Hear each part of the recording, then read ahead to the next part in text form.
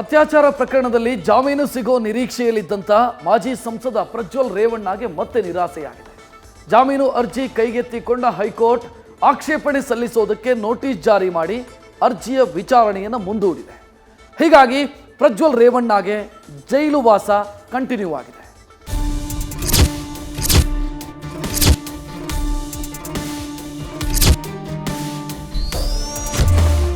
ಪಾಪ ಕೃತ್ಯಗಳಿಗೆ ಈ ನೆಲದ ಕಾನೂನಲ್ಲಿ ಕ್ಷಮೆ ಇಲ್ಲ. ತಪ್ಪು ಮಾಡಿದವರು ಶಿಕ್ಷೆ ಅನುಭವಿಸಲೇಬೇಕಿದೆ. ಅಶ್ಲೀಲ ಪ್ರಕರಣದಿಂದ ಹಲವು ಮಹಿಳೆಯರ ಮಾನಹರಣ ಆಗಿದ್ದಲ್ಲದೆ ಸ್ವತಃ ದೇವೇಗೌಡರ ಕುಟುಂಬ ಕೂಡ ಮುಜುಗರ ಅನುಭವಿಸಿದೆ.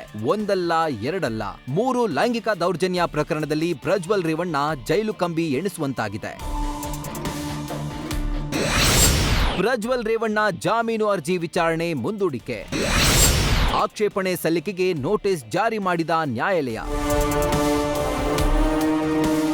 ಅತ್ಯಾಚಾರ ಹಾಗೂ ಲೈಂಗಿಕ ದೌರ್ಜನ್ಯ ಪ್ರಕರಣದಲ್ಲಿ ಕೆಳಹಂತದ ನ್ಯಾಯಾಲಯಗಳ ತೀರ್ಪು ಪ್ರಶ್ನಿಸಿ ಆರೋಪಿ ಪ್ರಜ್ವಲ್ ರೇವಣ್ಣ ಹೈಕೋರ್ಟ್ ಮೆಟ್ಟಿಲೇರಿದ್ರು. ಹೊಳೆನರಸೀಪುರ ಹಾಗೂ ಸಿಐಡಿ ಪೊಲೀಸ್ ಠಾಣೆಯಲ್ಲಿ 2 ಪ್ರತ್ಯೇಕ ಎಫ್ಐಆರ್ಗಳು ದಾಖಲಾಗಿದ್ವು. ಹೊಳೆನರಸೀಪುರ ಠಾಣೆ ಕೇಸ್ನಲ್ಲಿ ಸೆಷನ್ಸ್ ಕೋರ್ಟ್ ಜಾಮೀನು ನಿರಾಕರಿಸಿತ್ತು. ಸೆಷನ್ಸ್ ಕೋರ್ಟ್ ತೀರ್ಪು ಪ್ರಶ್ನಿಸಿ ಪ್ರಜ್ವಲ್ ರೇವಣ್ಣ ಹೈಕೋರ್ಟ್ ಮೆಟ್ಟಿಲೇರಿದ್ರು. ಇವತ್ತು ಹೈಕೋರ್ಟ್ನ ನ್ಯಾಯಮೂರ್ತಿ ಕೃಷ್ಣ ಎಸ್ ದೀಕ್ಷಿತ್ ಪೀಠದಲ್ಲಿ ಜಾಮೀನು ಅರ್ಜಿ ವಿಚಾರಣೆ ನಡೆಯಿತು. ತನಿಖೆ ಮುಗಿದಿದೆ, ಆರೋಪಿ ಜೈಲಲ್ಲಿದ್ದಾರೆ, ಹೀಗಾಗಿ ಜಾಮೀನು ನೀಡಬೇಕು ಅಂತ ಪ್ರಜ್ವಲ್ ರೇವಣ್ಣ ಪರ ವಕೀಲರು ಮನವಿ ಮಾಡಿದ್ರು. ಇದೇ ಆಕ್ಷೇಪಣೆ ಸಲ್ಲಿಕೆಗೆ ಎಸ್ಐಟಿ ಪರ ವಕೀಲರು ಸಮಯ ಕೇಳಿದ್ರು. ಜಾಮೀನು ಅರ್ಜಿಗೆ ಎಸ್ಐಟಿ ಆಕ್ಷೇಪಣೆ ಸಲ್ಲಿಸಲಿ ನೋಡೋಣ ಎಂದ ಕೋರ್ಟ್ ಮುಂದಿನ ದಿನಾಂಕ ನಿಗದಿ ಮಾಡದೆ ವಿಚಾರಣೆ ಮುಂದೂಡಿದೆ.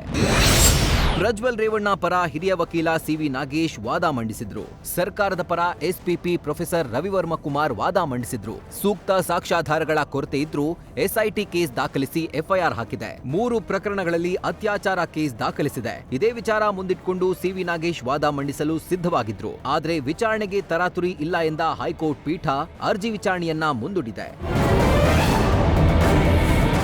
ಒಟ್ಟಾರೆ ಎಸ್ಐಟಿ ಆಕ್ಷೇಪಣೆ ಸಲ್ಲಿಕೆ ಬಳಿಕ ಪ್ರಜ್ವಲ್ ರೇವಣ್ಣ ಜಾಮೀನು ಅರ್ಜಿಯನ್ನ ಹೈಕೋರ್ಟ್ ಪೀಠ ವಿಚಾರಣೆ ನಡೆಸಲಿದೆ. ಕೋರ್ಟ್ ತೀರ್ಪು ಬರೋವರೆಗೂ ಪ್ರಜ್ವಲ್ ರೇವಣ್ಣಗೆ ಜೈಲೇ ಖಾಯಮಾಗಿದೆ. ಜಾಮೀನು ಸಿಗುವ ನಿರೀಕ್ಷೆಯಲ್ಲಿದ್ದ ಪ್ರಜ್ವಲ್ ರೇವಣ್ಣಗೆ ಹಿನ್ನಡೆಯಾಗಿದೆ. Shivakumar, crime bureau, news first. News first ನಿರ್ಭೀತಿಯಿಂದ ನಿಮ್ಮ ಪರವಾಗಿ.